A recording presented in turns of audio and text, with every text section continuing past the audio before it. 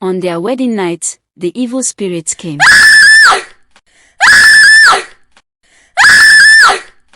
The night before her wedding, Evelyn couldn't sleep. She felt so happy as she thought about the life she was about to start with Daniel. Daniel was everything she had prayed for: tall, dark, charming, and always saying the right things. He loved her deeply, or at least that's what she believed. Her friends had warned her, "Evelyn, take your time. You just met this man 6 months ago. Do you even know his family well?" But love makes people deaf to advice. And so, she ignored every warning. The wedding day came. It was beautiful, magical, the kind of ceremony people dream of. But what she didn't know was that she had just signed a contract with the devil himself. The wedding night, when Daniel took her to his family house in Accra, everything changed. The house was not what she expected. From the outside, it looked normal, just an old building with cracked walls and an iron gate. But inside the house, it felt like something was watching her. The moment she stepped inside, an icy chill wrapped around her body. She could feel unseen eyes, something standing in the shadows. But before she could say anything, Daniel squeezed her hand and smiled. "Welcome home, my love." She forced a smile. That night, as they lay in bed, her nightmare began. Evelyn felt something cold and slimy crawl over her leg. She jumped up, but when she looked, nothing was there. Just darkness. She turned to Daniel, who was fast asleep, talking in a strange language. She shook him. "Daniel, wake up." No response. Suddenly, the bed shook violently. Evelyn screamed.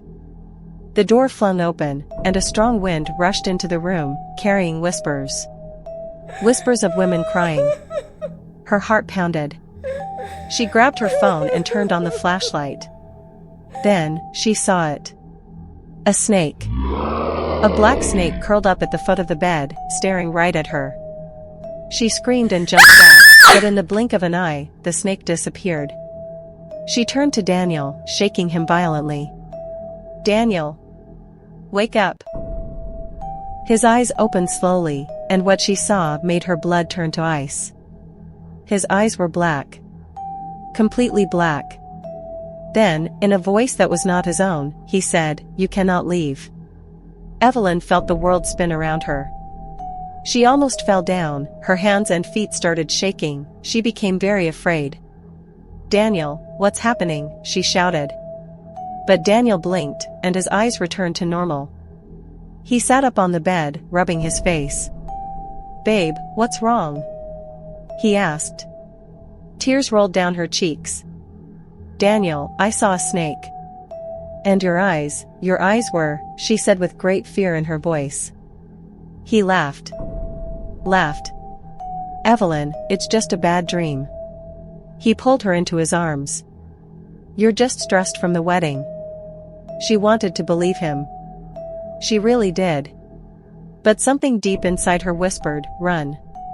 She didn't listen. The next morning, she woke up to loud wailing. She rushed outside and found Daniel's mother sitting on the ground, crying. Her heart skipped a beat. What happened? An old woman, her face full of deep wrinkles, looked at Evelyn with empty eyes. She spoke, her voice dry and cracked. "Every woman who marries into this house suffers. You are next." Evelyn felt her knees go weak.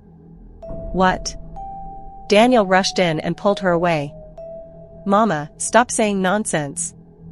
But Evelyn's body had turned cold. She looked at the people around her. The women all had sad, hollow faces. The men had empty eyes, like lost souls. Something was wrong with this family. And then, she saw him. A young boy, sitting on a broken chair, his body shaking violently. His hands shaking, his mouth foamed, his eyes rolled back like an epilepsy patient. Evelyn gasped. "What's wrong with him?" No one answered. Instead, another woman started shaking uncontrollably and collapsed to the ground, foaming at the mouth. Daniel grabbed her wrist. "Evelyn, let's go inside." Her heart pounded. No, Daniel. I need to know, what is happening? His face darkened. It's nothing.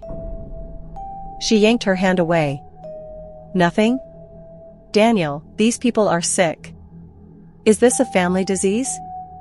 Daniel clenched his jaw but said nothing. That night, Evelyn locked herself in the bedroom. She thought a lot. Why did no one tell her about this? Why was Daniel hiding things? Why did the old woman say she would suffer? Her phone rang. It was her mother. Evelyn's hands trembled as she answered. Mama, her mother's voice was urgent. Evelyn, where are you? Evelyn swallowed hard. I'm home. No, you are not. Her mother's voice cracked. You are in a cursed house. Evelyn's throat went dry. Mama, what are you saying? Come home now, her mother begged. I had a dream, Evelyn. A terrible dream. You were in a pit, screaming, but you couldn't get out. Evelyn felt chills crawl up her spine. Mama, I can't just leave. If you stay there, you will die. Tears streamed down her face. Mama, the call cut off. The lights in the room started to blink rapidly.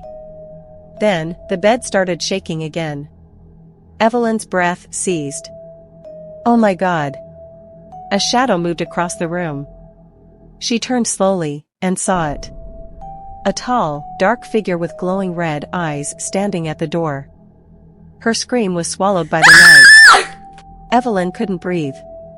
The tall, dark figure stood in the doorway, its red eyes burning like hot coals in the darkness. Her body turned to ice. Her mouth opened to scream, but no sound came out. The thing moved. Slow. Deliberate. It didn't walk.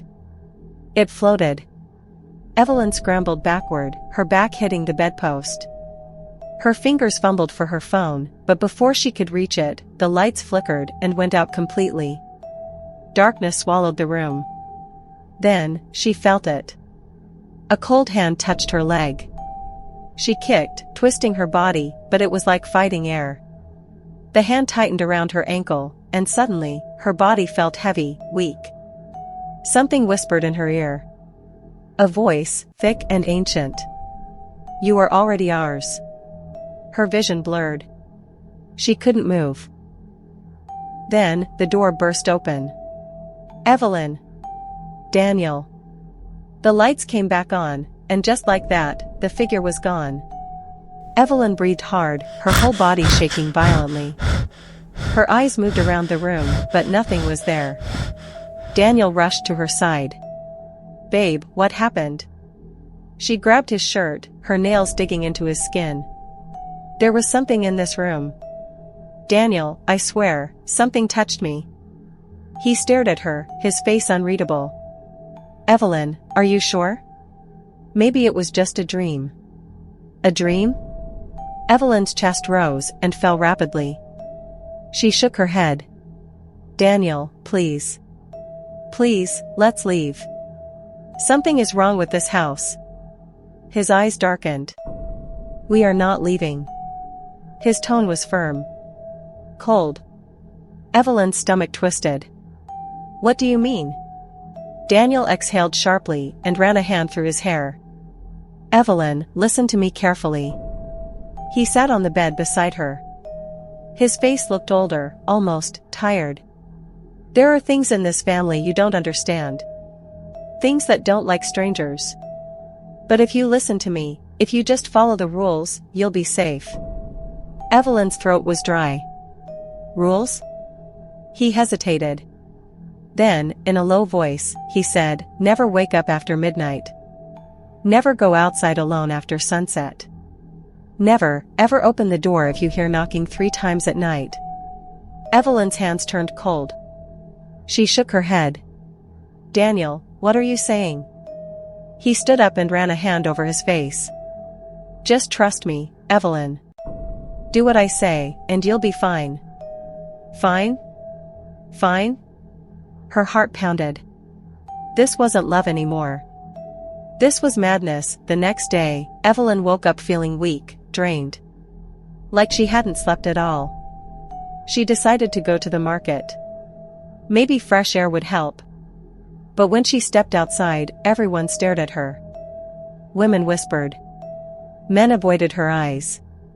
Even the old ones just shook their heads sadly. It was as if they pitied her. Evelyn felt her heart race. She hurried down the road, gripping her purse tightly. She needed to call her mother, needed to hear her voice. She pulled out her phone and dialed. No network. Her breath stopped. She checked again. No service. Panic coiled in her stomach. Something wasn't right. She reached the market and bought a few things, but the whole time, she felt eyes on her. Then, she heard someone say, "She doesn't know." Evelyn spun around. What did you say? The woman, an old vendor with deep wrinkles and tired eyes, shook her head quickly. Nothing. Evelyn stepped closer. No. You said something. What don't I know? The old woman glanced around, then leaned in, her voice barely a whisper. You should leave before it's too late. Evelyn's body stiffened. The woman grabbed her wrist, her grip surprisingly strong. Listen to me, girl. That family, they are cursed. No woman survives.